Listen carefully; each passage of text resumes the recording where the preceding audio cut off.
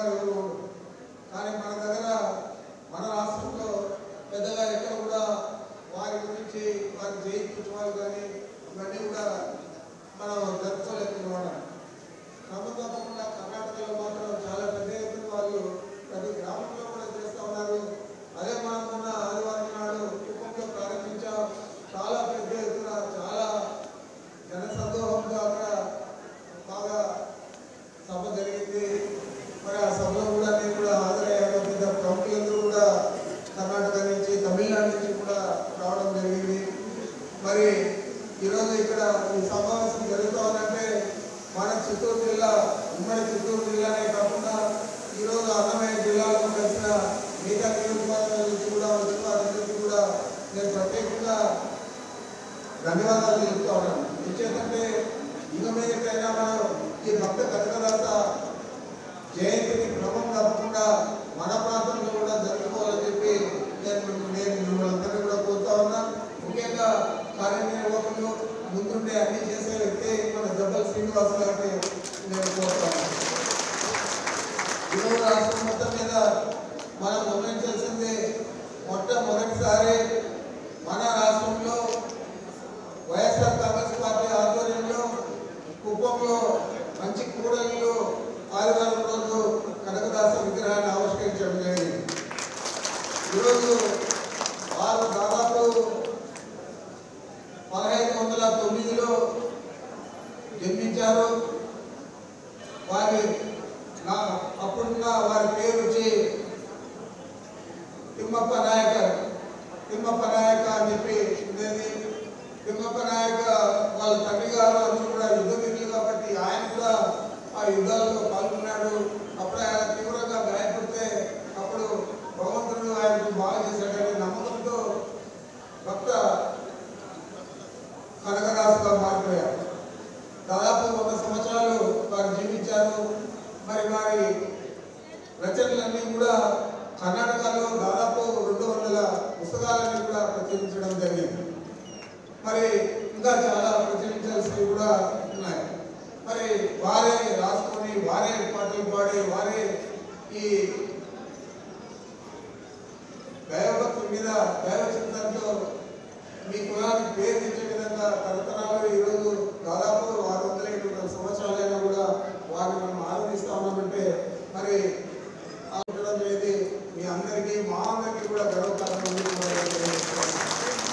అంతేనే మన శ్రీనివాసులు గారు అడిగారు మాకు స్థలం కావాలని చెప్పి. స్థలం తప్పకుండా ఇక్కడ మదనపల్లి పట్టణంలో ఏర్పాటు చేస్తాం.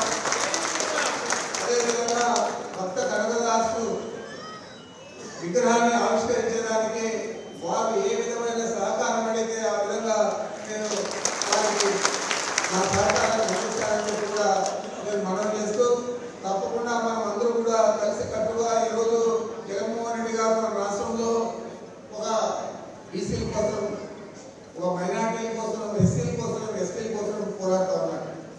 ఎన్నో మంచి కార్యక్రమాలన్నీ కూడా ఈ 5 సంవత్సరాలు వారు బీసీల కోసం, ఎస్సీ ఎస్టీల కోసం, మైనార్టీల కోసం చేశారు. అనేక సభల్లో మీరు చూస్తుంటారు. వారు ఏది మాట్లాడినా కూడా నా బీసీలు, నా ఎస్టీలు, నా ఎస్టీలు, నా మైనార్టీలు అని చెప్పే పరిస్థితి ఈరోజు వచ్చిందంటే వారు ఏ రకంగా మనకు సంక్షేమ పథకాలు అందించడంలో కానీ మన కులాల అభివృద్ధికి పాటుపడడంలో కానీ పనిచేశారు. ఒకసారి మీరు అందరూ కూడా ఆలోచన చేయాలని మనం చేస్తున్నాను. మరి ఇంతకు ముందు ఎప్పుడు కూడా చాలా మంది ముఖ్యంగా చెప్పాలంటే మన జిల్లా నుంచేనే దాదాపు 14 సంవత్సరాలు ముఖ్యమంత్రిగా ఉన్నాడు చంద్రబాబు నాయుడు గారు. వారి నియోజకవర్గంలో ఎక్కువ కొడుకులంతా కూడా ఉన్నారు కుటుంబంలో. మరి ఏం చేశాడని అడుగుతూ ఉన్నారు. మా కుటుంబం నుంచి వచ్చిన మా సోదరులందరూ కూడా ఉన్నారు వెనుకాల. మరి ఏం చేశారు ప్రోటోకాల్ కోసం? ఏదైనా వారు గౌరవప్రదమైన పదవి ఇచ్చాడా? గౌరవప్రదంగా మన కులాలంతా కూడా ఈ విధంగా సభ ఏర్పాటు చేసి మేము ఉన్నామని చెప్పి చెప్పగలిగాడా? ఏదైనా ఆచరణలో చూపించాడా అంటే ఏది కూడా చేయలేదు. కానీ జగన్మోహన్ రెడ్డి గారు చెప్పగానే ప్రతి కులానికి కూడా ఒక కార్పొరేషన్ ఏర్పాటు చేసి ఆ కార్పొరేషన్ ద్వారా సంక్షేమ పథకాలన్నీ కూడా అంతా ఉన్నాయా లేదా మీరే చూసుకోవాలా మీ కులానికి అని చెప్పి ప్రతి ఒక్కరికి కూడా బాధ్యత అప్పచెప్పి ఈరోజు రాష్ట్రంలో అన్ని కులాలకు కూడా బీసీలు కానీ, ఎస్సీలు కానీ, ఎస్టీలు కానీ, మైనారిటీలు కానీ ప్రత్యేకంగా సంక్షేమ పథకాలన్నీ అందించారా లేదా, మన కోసం పాటుపడ్డాడా లేదా ఒకసారి మనం ఆలోచన చేస్తే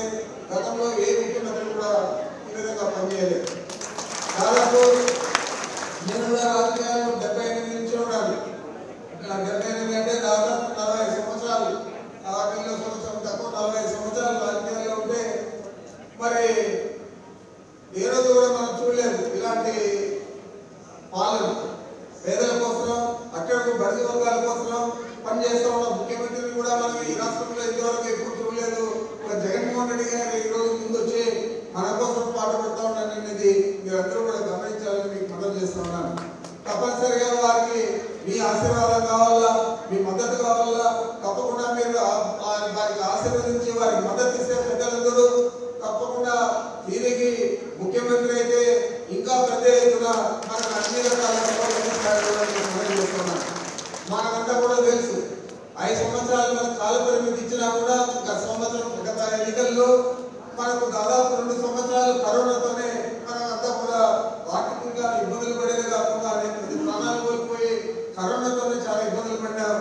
మరి 3 సంవత్సరాల్లోనే ఇంత సుపరిపాలన అందించాలంటే జగన్మోహన్ రెడ్డి గారు మనం ఇంకొకసారి 5 సంవత్సరాల వారు ఉంటే ఏ విధంగా మన సేవలు అందిస్తాడు, ఈ సమాజంలో అట్టడుగు బడుగు వర్గాలందరినీ కూడా ఏ విధంగా ముందుకు తీసుకుపోతాడు అనేది మనం ఆలోచన చేస్తే తప్పకుండా మనకు కనపడే జగన్మోహన్ రెడ్డి గారి నాయకత్వం కనపడుతుంది. జగన్మోహన్ రెడ్డి గారే ముఖ్యమంత్రి కావాలని ఆలోచన చేస్తామని కూడా మీకు మనం చేస్తున్నాను. అంతేకాకుండా అందరినీ కూడా నేను మనసారా కోరుకుంటా ఉన్నాను. తప్పకుండా మీ ఆదరాభిమానాలు, మీ మద్దతు, మీ ఆశీర్వాదం జగన్మోహన్ రెడ్డి గారికి ఇవ్వండి. వారు ముఖ్యమంత్రి అయితే తప్పకుండా ఈ రాష్ట్రంలో పేదరికాన్ని పాల్గొలేదే కాకుండా పేదలందరికీ కూడా సముచిత గౌరవాన్ని ఇస్తాడు, సముచితంగా ఆర్థికంగా ఆదుకుంటాడు, అన్ని రకాల అభివృద్ధి కార్యక్రమాలను అందజేస్తాడు. ఆ విధంగా మీరు అందరూ కూడా ఆలోచన చేసి పనిచేయాలని చెప్పి మీకు మనవి చేస్తూ నాకు ఈ అవకాశం ఇచ్చిన మీ అందరికీ ధన్యవాదాలు.